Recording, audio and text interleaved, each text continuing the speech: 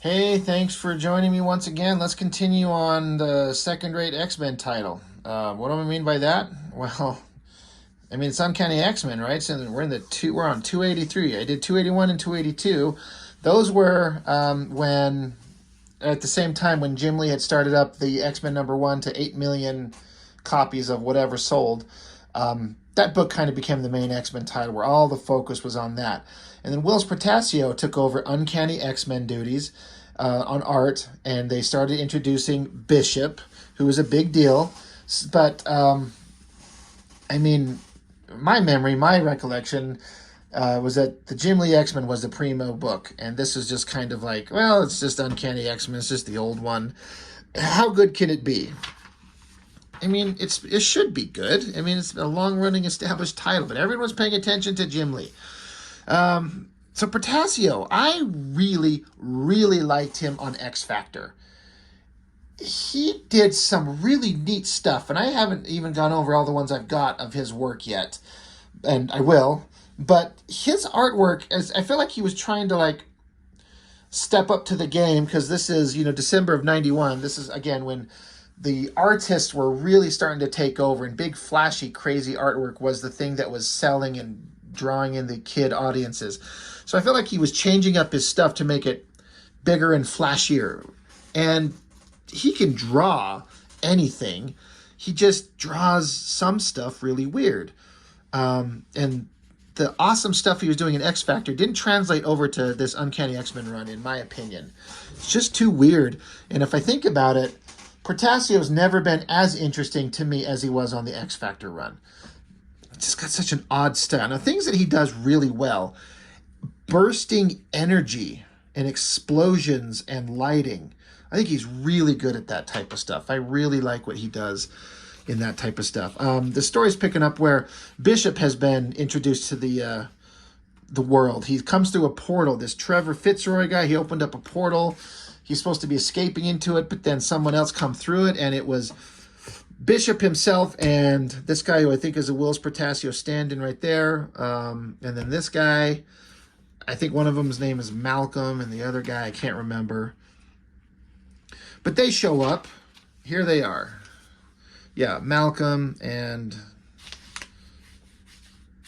whatever the other guy's name is. But, I mean, seriously, this is totally Portacio, right? The same little mustache, and that's fine. I mean, I don't care. But Bishop's here, and he's awesome, and he's taking out some of these bad guys, but they take him out violently.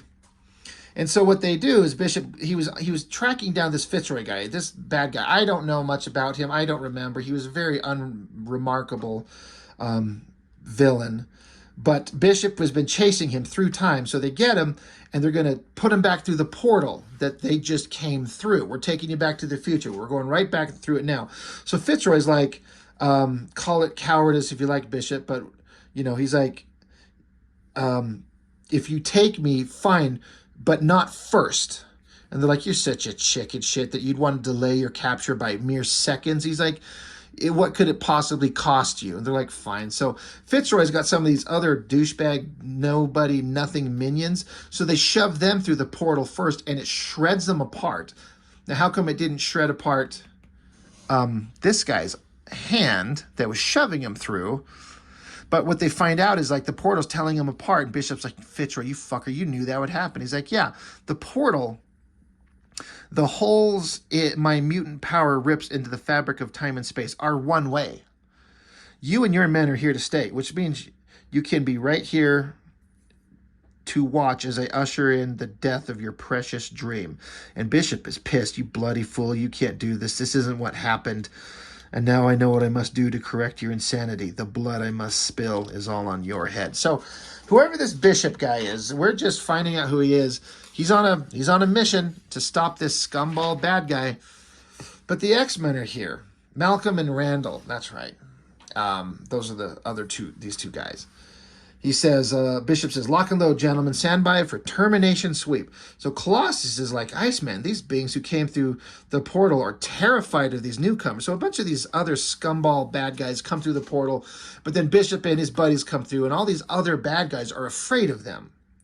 They're like, why are they afraid of them? There's only 3 of them. And Iceman's like, beats me, but doesn't seem to be anyone here interested in making formal introductions either.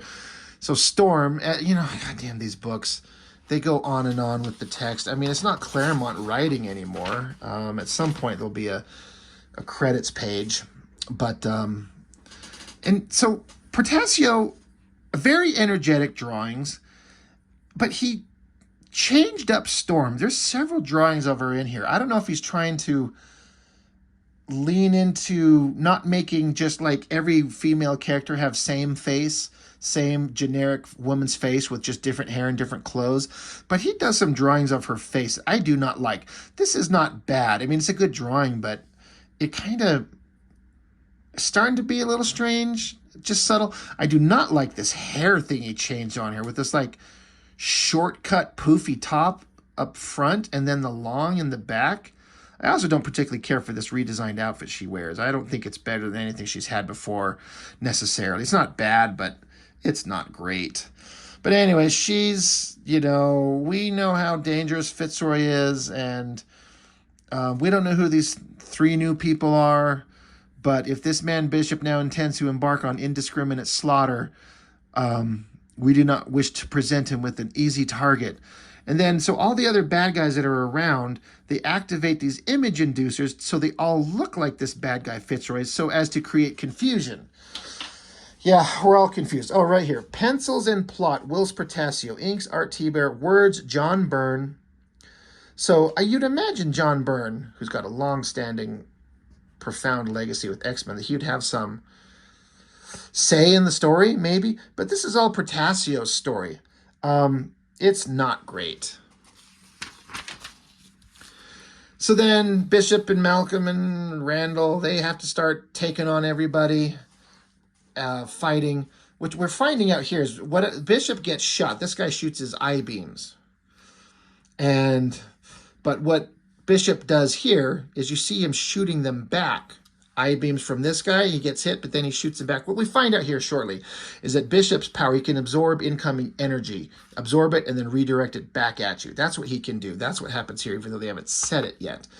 But these guys, the bad guys are saying how they're from the future. So Storm is like the future. Is that the explanation? Are these strangers from an alternate timeline we X-Men have struggled so long to obliterate?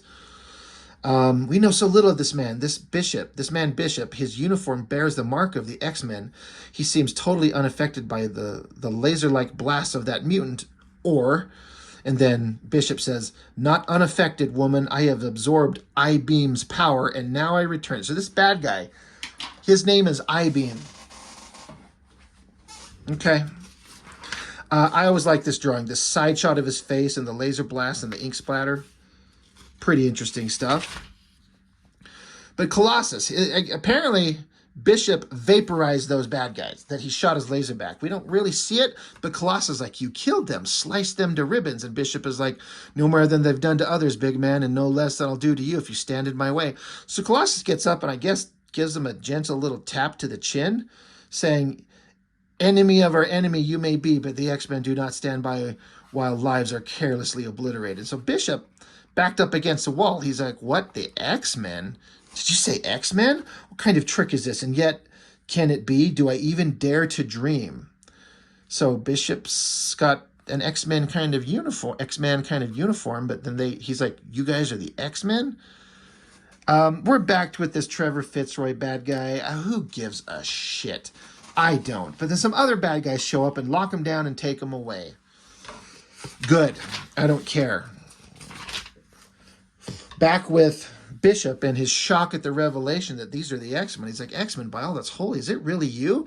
So we see Storm, Iceman, and Archangel. And he's like, "Storm, every bit as commanding, every bit as beautiful as the legends say. And Iceman, always the living contradiction, the hot-headed ice warrior. But your face is almost the angel." So he's saying he doesn't recognize him as Archangel. He's like, "No, it's a trick, a stupid, bloody trick. Exactly the kind of cruel joke I should have expected from your Lord Fitzroy. It isn't going to work. I won't let my love of the X-Men legends stop me from destroying you." I think these are pretty good drawings here.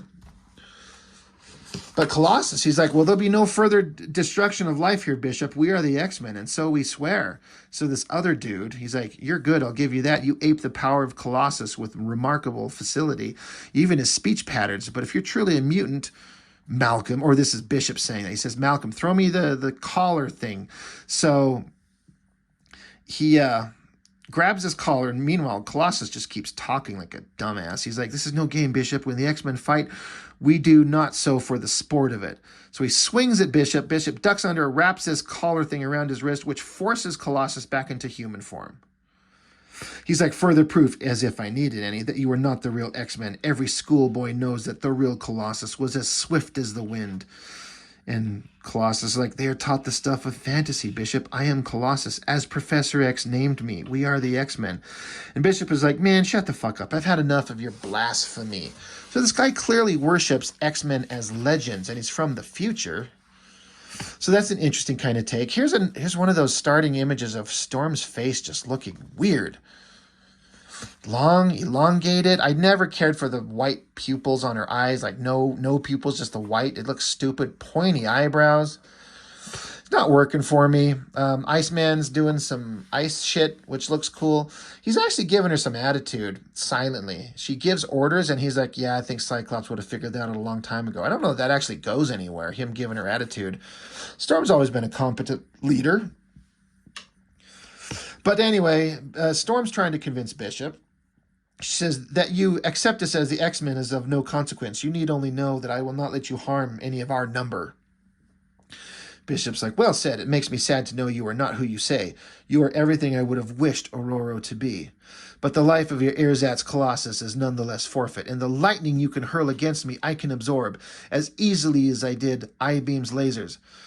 So he's like, now let's see if you can take, and he's like, ice?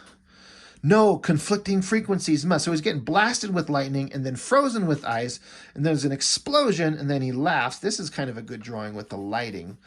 He's like, a worthy try, but your powers are no match for mine, when mine is the power to match yours. So, okay, you can match other people's powers. So he starts shooting laser beams, knocking down Iceman's ridiculous concept of an ice sled. And, yeah, Angel grabs Iceman out of the air and then starts shooting his feathers down, the razor blade feathers from his wings. And so, and Bishop's saying, those darts are like no power the Angel was ever recorded as possessing, and they don't stand up to the lightning I absorbed from Storm. So they're blasting in the air. They're just fighting back and forth. And Storm blasts a hurricane blow to smash them all into the wall, knocking them down for a minute. So Bishop has got this like handheld shotgun looking thing on his back. So now that he's knocked down for a minute, she comes up, puts the gun to his throat, and starts talking a speech of shit, because it's an X-Men book. But she's saying, I swear now by the blessed goddess, if anything you have done has jeopardized that mission. Because they're trying to like save the life of Jean Grey. Oh yeah, remember her? She was killed again. In theory. Well, we're going to cut back to, we got Professor X Forge, and then you've got Jean Grey, who they found out that her body's still alive, but her mind is not in the body. And we discovered that, but just before she died, she transferred her mind into the body of the White Queen. So Jean Grey's mind was in the body of the White Queen. Now they have them both. They're unconscious. So Professor X has got to go on for words and words and words, lots of text, lots of everything. But he's going to use his abilities to transfer her mind back into her body. And so great energy effect, and this image of the mind splitting, and technology is exploding, and Professor X is screaming, and he's like, I think I did it. And then Jean Grey, she opens her eyes, and she's like, holy shit, you saved me. I didn't die. You put me back. It was a terrible risk. Thank you. That's awesome. So the Jean Grey died, and X-Men 281 storyline is over, and now they've just got White Queen's body lying around. And then some other ship shows up on site. It looks like some kind of weird sex toy. I don't know what the hell kind of spaceship that is. But But the X-Men aren't too worried about it because they're still worried about their other guys. These are the guys who abducted that Trevor Fitzroy asshole. It's this guy named Shinobi. This whole storyline that was going on, I don't remember anything about it. I don't care. We're going to just forget about it. It's stupid. Because it didn't go anywhere. It didn't have any relevance. I'm only interested really in Storm and Bishop and this kind of the main story, not the B plot going on over here. I like this shot of Storm getting in his face, holding the gun down to the X that he's wearing, and like, why the hell are you wearing our symbol? Who are you? What the fuck? You need to give us an answer. And Bishop's like, I wear what I earned in a lifetime of combat, of fighting to preserve the dream of Charles Xavier. Storm's like, that's not an answer, Bishop. I want more if you are too. And then explosions everywhere around them. And then they're like, oh, Fitzroy must have left delayed charges to clean up after him. Of course. And now everything's exploding. Minimal backgrounds. We don't even know where they're at. Storm tells the X-Men to form up on her. She's going to create a pressure dome that will deflect the falling debris. And so Bishop and Malcolm and Randall are going to get away and pursue their crazy plans to murder people another day. And Storm's like, gone, and we know no more of them than in the moments of their first appearance. And so Iceman's trying to help Colossus. He's knocked out his ass from that device that got put on his wrist. And then so Storm uses her wind powers to fly them all up. Why can't Archangel just fly him damn self? They fly up out of this mountain. There's the X-Jet. They all land on it. Oh, there's Archangel. He's flying. And so Storm's pissed off. Another weird kind of drawing and another weird face there. So many words going on about this Bishop guy. He's a formidable force. He's crazy, and I'm not going to stop until I get some answers. And then we go back to this. There's the Game Master, and I don't know who this is supposed to be. Is it supposed to be the Black Queen from the Hellfire Club? The games are truly becoming interesting, and an evil smile, and that's it. So, you know, I remember reading this at the time, and it was kind of fine. And I guess it's still kind of fine. But it says, as I say here, plot. The only one credited for the story is Portacio. I got to imagine that maybe Jim Lee was involved, because these storylines do kind of intersect at some point. So it's got to be Portacio and Jim Lee, even though Portacio is the only one credited. And, you know, John Byrne doing the words, he's got to have some say. But you've taken over Uncanny X-Men from Chris Claremont. You're gonna fail. And I think, you know, history's kind of bared that out. Is that the right way to say that? Bore that out. But, you know, they were doing the best they could. That, you know, their artwork was selling. The X-Men were the biggest thing ever. They were selling, and everyone was making money, and they want these new characters. Bishop was a big deal. He was like, it kind of started to feel like he was going to be like the new Cable. Liefeld introduced Cable and New Mutants and then into X-Force and hyper popularity. And along comes Bishop. And everyone was kind of like, for a minute, he was going to be as cool as Cable. It may not seem like that's possible now, but at the time, it definitely felt like that was what was going to happen. Now, it turned out to not be. But these new characters, and I appreciate them introducing new characters. There should be new things. We shouldn't just, you know, just keep dredging up the same old characters for decades on and recycling the same stories over and over. Introduce something new. But then on the flip side, all the people who are longtime fans, like, I don't care about all these new characters. They're stupid. Give me the classic ones. It's a vicious cycle. Like, give me what I know and what I like. And then you do that, and you're like, you're not doing anything new. So then you do something new, and then everyone's going to be like, I don't care about these new things. Give me the classic. So it's a crazy balancing act. I'm glad I don't have to fuck with it, because that would be hard. This cover is kind of a reasonably interesting cover, you know, Storm facing off against Bishop. But the resolution on the reproduction of this, I don't know if it's going to show up on camera. This is absolute shit. This is terrible. Somebody fucked up somewhere. I mean, you may not know it just at a glance looking at it on the shelf, but considering what I've seen the reproduction quality of these things look like, this is terrible.